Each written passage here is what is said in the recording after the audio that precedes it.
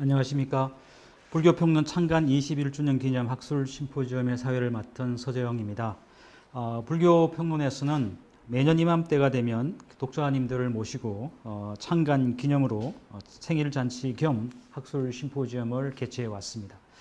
그러나 올해는 주지하시다시피 코로나 팬데믹으로 인해서 대면 행사를 하지 못하고 이렇게 불가피하게 온라인 행사로 대체하게 되었습니다.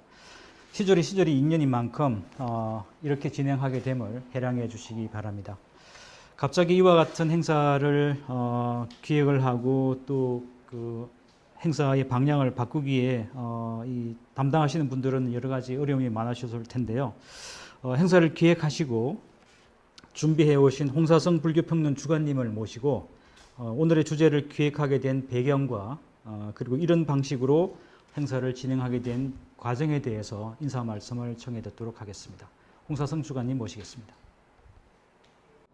안녕하십니까. 불교평론 주관 홍사성입니다. 예정대로라면은 이 심포지움은 조계사 불교회관에서 여러분들을 모시고 공개적으로 하는 자리가 되어야 합니다. 그러나 여러분 아시다시피 코로나19 사태가 악화돼서 사회적 거리두기 2단계가 강력 시행되고 있는 실정입니다. 따라서 저희는 이 세미나를 녹화로 여러분들께 보내드릴 예정입니다. 바라기로는 하루속히 이 사태가 종식돼서 여러분들과 저희들에게 편안한 시간이 돌아오기를 바랍니다. 오늘 저희가 준비한 주제는 한국 사회의 갈등 그 극복을 위한 청문이라는 내용입니다.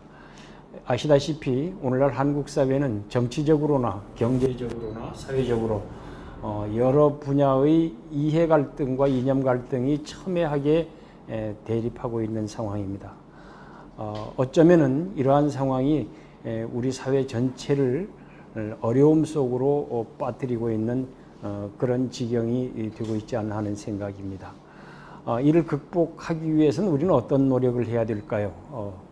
불교평론 편집위원회는 이런 문제의식을 가지고 금년도 학술 심포지움을 준비했습니다.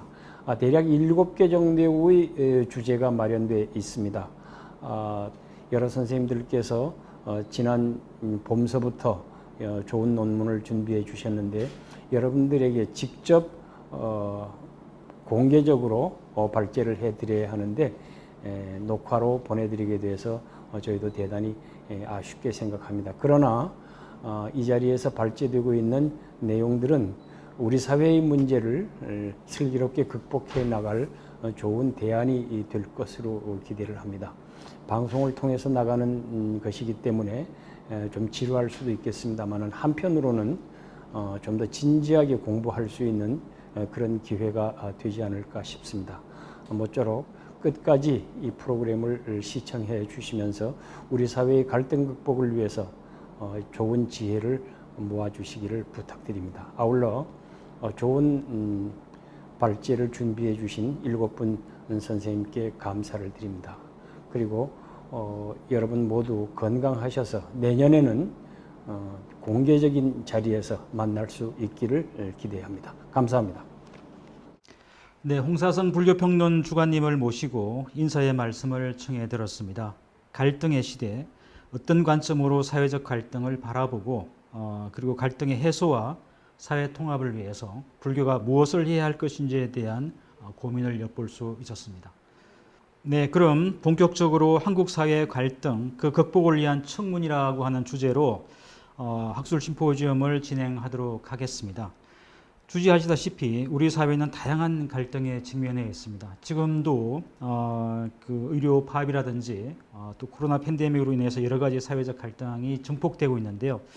정치적인 갈등 또는 계급 갈등, 또 나아가서 이념 갈등, 종교 갈등, 세대 갈등, 젠더 갈등까지 수많은 이슈를 놓고 우리는 서로 다투고 갈등하고 있습니다.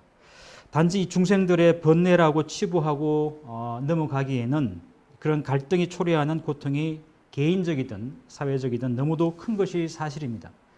그리고 한국 사회가 안고 있는 이런 갈등을 우리가 불교계에서도 단지 중생의 번뇌라고 치부하고 넘어갈 수만 없는 상황에 이르렀기 때문에 오늘 이와 같은 자리를 마련하게 되었습니다. 그래서 7분의 발표자를 모시고 고견을 청해 듣는 자리로 진행하도록 하겠습니다. 첫 번째 주제에는 손호철 서강대 명예교수님을 모시고 한국 사회의 정치적 갈등의 기원과 양상이란 주제로 발표를 청해 듣도록 하겠습니다. 손호철 교수님은 서울대 정치학과를 졸업하시고 텍사스 주립대에서 정치학을 주제로 석사와 박사를 졸업하셨습니다. 그리고 민주화를 위한 전국 교수협의회 상임의장, 한국정치연구회 회장 등을 역임하셨고요. 저서로는 한국과 한국정치, 현대 한국정치 등 다수의 저서가 있습니다. 현재 정의정책연구소 이사장, 5.18 진상조사위원회 자문위원회 위원장을 맡고 계십니다. 그러면 손호철 교수님을 모시고 제1주제 발표를 청해 듣도록 하겠습니다.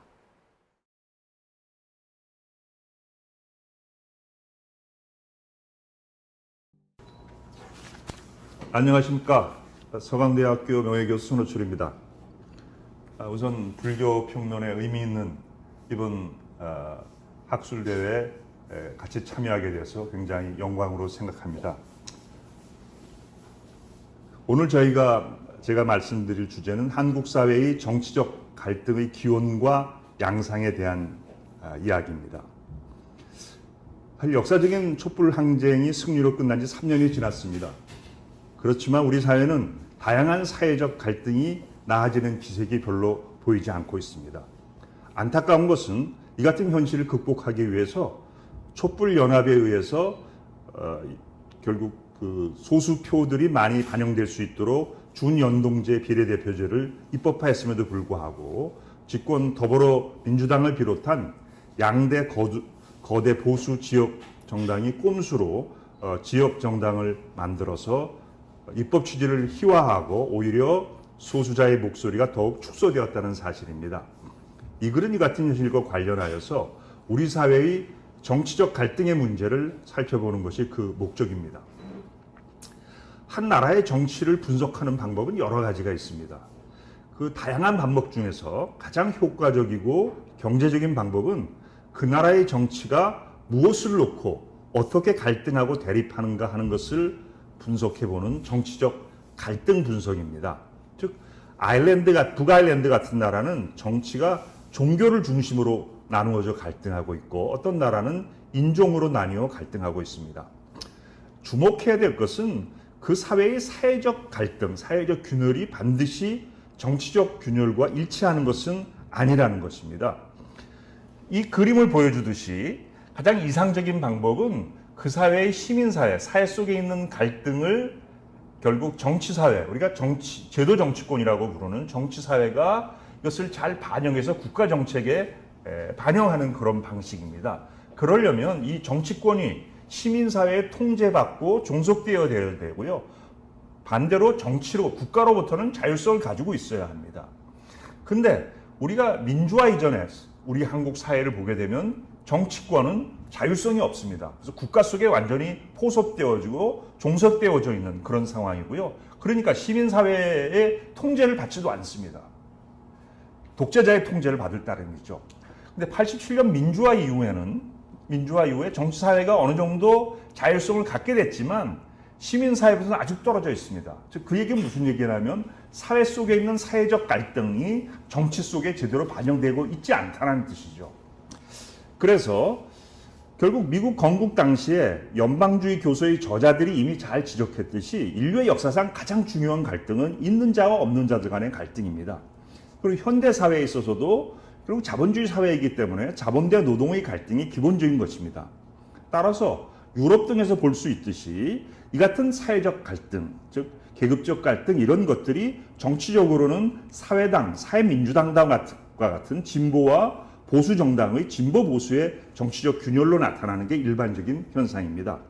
그러나 미국의 경우에는 결국 신세계에 따라서 봉건적인 계급 질서가 과거에 없었고요. 또 이민에 따라서 다양한 인종들이 나타남으로써 미국은 사회주의 정당이나 진보 정당이 없습니다. 이것을 미국의 예외주의라고 흔히 부릅니다.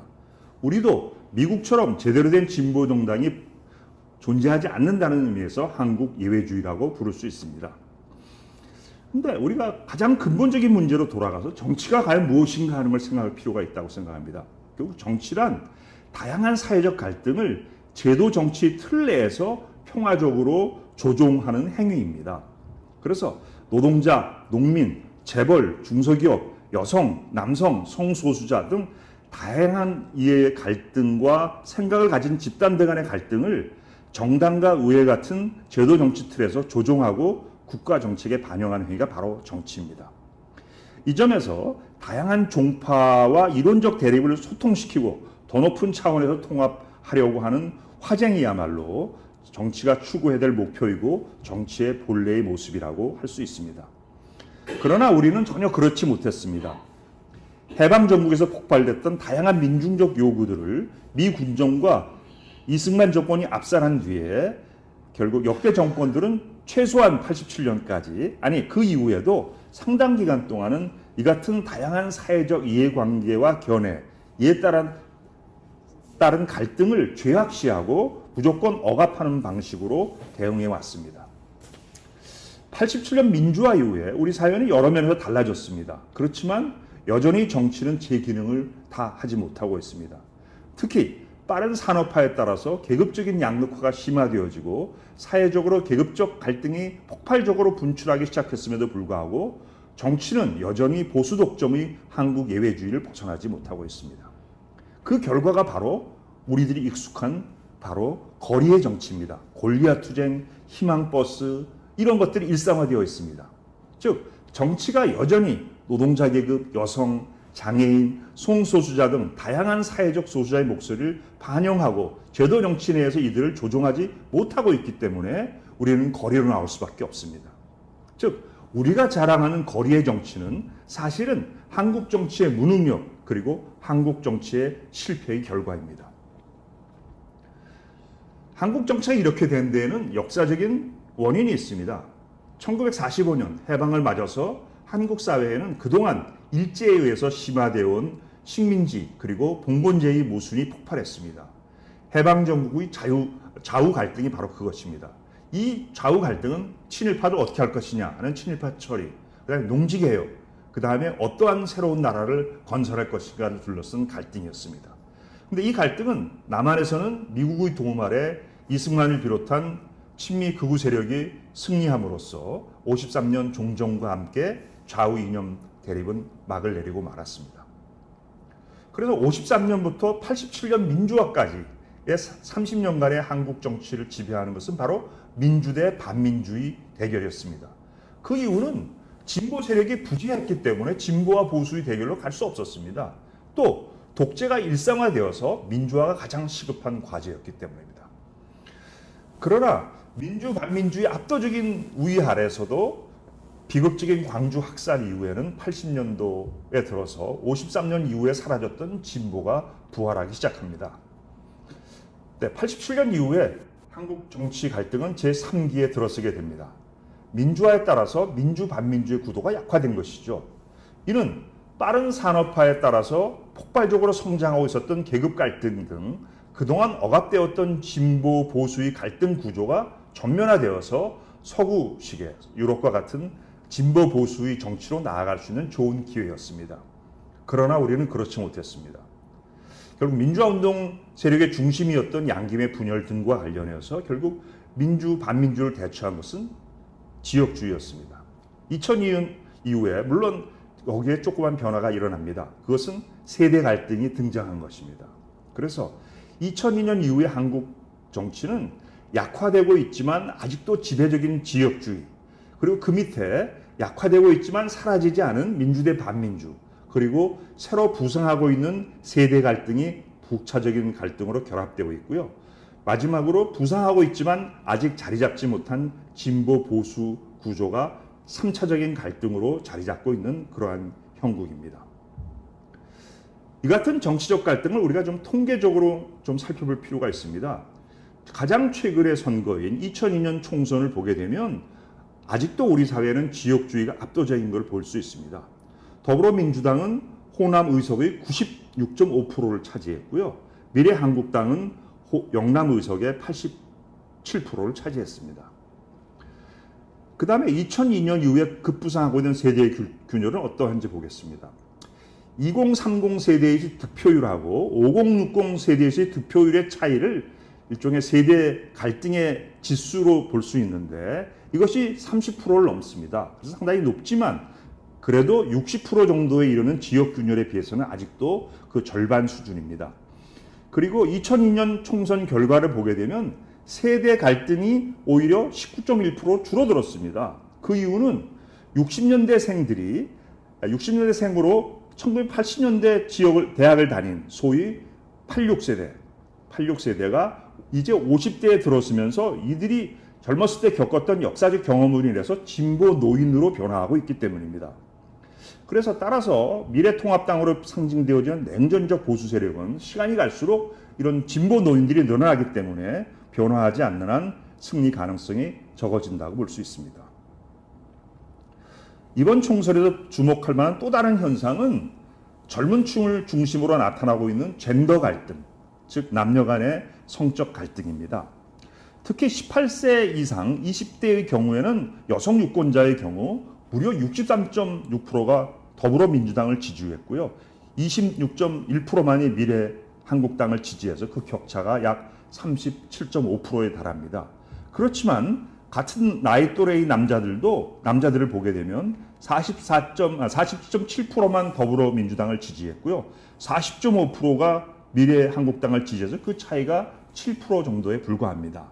그래서 여성과 남성의 18세, 20대의 경우 그 득표의 어떤 패턴의 차이가 약 30% 정도 차이가 납니다. 그래서 세대 갈등만큼 이제 젠더 갈등도 심하다고 볼 수 있습니다. 지금까지 우리가 한국 정치가 어떤 식으로 갈등이 발전해 왔는가, 그리고 지금 현상이 어떠한가를 봤습니다. 그렇다면 왜 이것이 문제인가, 그리고 어떤 문제를 갖고 있는가를 살펴보고자 합니다. 지역주의가 한국 정치의 주된 균열 구조라고 하는 걸 이미 말씀드렸는데요. 그 이유는 물론 양김의 분열이 책임도 있지만 근본적으로는 그동안 한국 사회를 지배해온 TK, 즉 대구 경북의 패권주의와 호남 소외 등 구조적이고 역사적인 그 이유가 있습니다. 또 어떤 면에서는 지역주의, 또 특히 호남의 어떤 지역주의가 한국 민주주의의 중요한 보루의 역할을 해온 것은 사실입니다. 그렇지만 호남의 인구 감소 그리고 영남의 절대적인 인구 우위를 고려하면 지역주의는 중장기적으로 지는 게임일 수밖에 없습니다. 최근 생긴 말이 영춘호라는 말이 있습니다. 영남 다음에 충청이라는 거예요. 즉 충청의 인구가 호남보다 더 커졌고요. 호남의 인구가 이제는 충청에 이어서 세 번째입니다. 그리고 뿐만 아니라 지역주의와 같은 1차적인 균열의 또 다른 문제는 이 같은 균열이 계급 균열과 같은 다른 균열을 은폐하고 억압한다는 것입니다.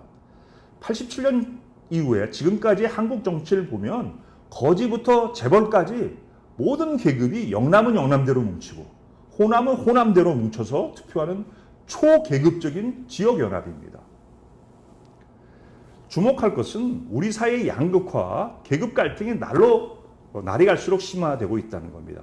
특히 97년 소위 IMF 경제 위기 이후에 무비판적으로 수용한 시장 만능의 신자유주의 결과로 우리 사회는 양극화와 흑수저 사회가 전면화되어서 사회적 통합을 위협하고 있습니다. 국민들의 의식을 보더라도 사회적 갈등의 위험을 경고하고 있습니다. 구체적으로 국민들이 가장 심각하고 가장 빨리 해결해야 할 갈등이라고 대답하고 있는 것은 계급 갈등과 노사 갈등입니다. 국민대통합위원회가 2016년 조사한 바에 따르면 국민들이 가장 심각하다고 생각하는 갈등은 계층 계급 이게 75%고요. 그 다음에 노사 69%, 이념 68%, 그리고 지역은 56% 수준입니다. 그래서 계급 노사 갈등 이게 가장 심각하다고 생각하는데 그럼에도 불구하고 실제 정치는 이와는 전혀 무관하게 움직이고 있다는 겁니다.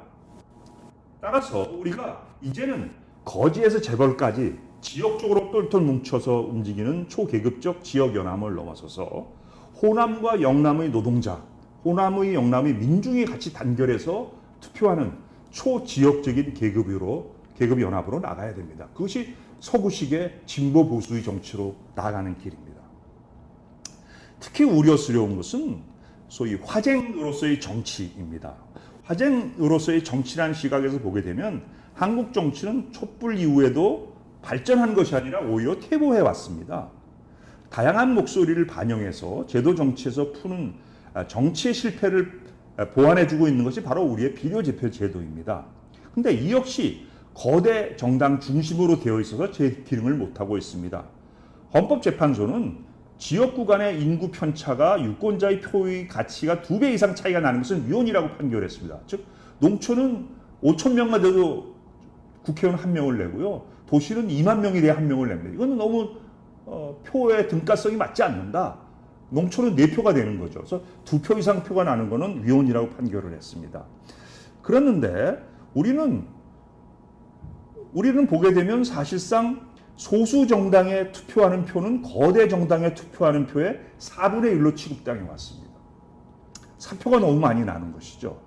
그래서 이 같은 위헌적인 상황을 개선하고 소수자의 목소리를 반영하기 위해서 촛불 세력이 연합해서 연동제 비례대표제를 도입했습니다. 근데 거대 정당이 다시 위성정당을 만들어서 거대 정당의 독점은 오히려 더 심화되고 말았습니다. 거대 양당의 의석 독점률은 지난 국회의 경우 82%였는데 이번에 94%가 됐습니다. 12%가 더 높아졌습니다. 즉 거대 정당은 70% 미만의 표를 받았는데도 94%의 의석을 받은 반면에 정의당을 비롯한 진보 소수 정당들은 12%를 얻었지만 의석수는 2%를 뿐이 못 안 됐습니다. 즉 지금 보게 되면 거대 정당에 비해서 소수 정당은 8분의 1, 즉 정의당 같은 정당에 찍는 표는 8표가 보수 정당 1표와 마찬가지 취급을 받고 있다는 겁니다. 한국 사회가 갈등과 지금과 같은 거리의 정치, 대립의 정치를 벗어나서 다양한 갈등 등을 민주적이고 평화적으로 조정하고 진정한 의미의 국민 통합으로 나가기 위해서는 그 무엇보다도 거대 보수 지역 정당에 유리하게 기울어진 운동장을 바로잡아야 합니다. 그 무엇보다도 시급한 것은 선거 민주주의의 경기 규칙을 정상화하는 것입니다. 최소한 소수 세력이 자신들이 받은 표만큼만이라도 의석을 차지할 수 있도록 독일식의 제대로 된 연동제 비례대표제로 선거제도를 개혁해야 합니다. 노동자, 여성, 장애인, 성소수자 등 다양한 사회적 약자들에게 불리한 선거와 정치 규칙을 바로잡지 않고서는 화쟁의 정치는 불가능하다고 할 수 있습니다. 감사합니다. 네, 지금까지 손호철 서강대 명예교수님을 모시고 주제 발표를 경청했습니다. 간략히 요약하자면 대략 한 4가지 정도로 정리할 수 있을 것 같은데요. 첫째, 한국은 예외주의로 인해서 진보 정치가 부재해 왔고 거리 정치가 양산되었다는 것입니다. 한국 사회의 거리 정치는 어떤 면에서 보면 민주주의의 발전이라고 하는 측면으로 바라볼 수도 있겠지만 한국의 정치가 약자들의 이익을 대변하지 못하기 때문에 생긴 양상이라는 것입니다. 특히 거리 정치는 한국의 제도 정치의 무능력 그리고 화쟁 능력의 부재라고 하는 결과를 보여주고 있다라고 말씀하고 있습니다. 두 번째는 정치는 다양한 갈등을 수렴해서 정치 균열화해야 된다라고 하는 것입니다. 우리가 보통 이제 여야가 싸우면 또 정치 싸움하냐라고 이렇게 얘기를 하지만 사실은 정치는 싸움하는 것이 정치의 본래 목적이고 다양한 사회적인 갈등을 정치가 수렴해서 그것을 정치적인 이슈화시키고 해법을 찾는 것이 정치의 영역이기 때문에 이런 관점에서 바라본다라면 정치는 건강한 주제를 갖고 싸우는 것이 오히려 건강한 사회를 위해서 바람직하다라고 하는 맥락의 말씀을 하셨습니다. 그리고 세 번째는 정치 균열의 문제점인데요. 바로 계급과 이념의 문제가 아니라 이 지역주의로 문제가 갈등이 대체되고 있다라고 하는 것이 문제라는 것입니다. 계급 균열과 진보 대 보수가 주된 균열 구조로 자리 잡는 것이 바람직한데 지역주의가 그와 같은 균열을 대체하고 있다라고 하는 것이 우리 사회가 안고 있는 문제라고 지적하고 있습니다. 이와 같은 지역주의적 갈등은 계급 문제와 같은 가장 본질적인 문제를 은폐하고 억압하는 요소로 작용하고 있다고 지적하고 계십니다. 마지막 네 번째로 다양한 갈등을 수렴하는 선거 제도가 필요하다라고 피력하고 계십니다. 소수 세력이 받은 표만큼 의석을 차지할 수 있도록 하는 연동형 비례대표제가 필요하다. 이런 그 대안까지 말씀해 주셨습니다.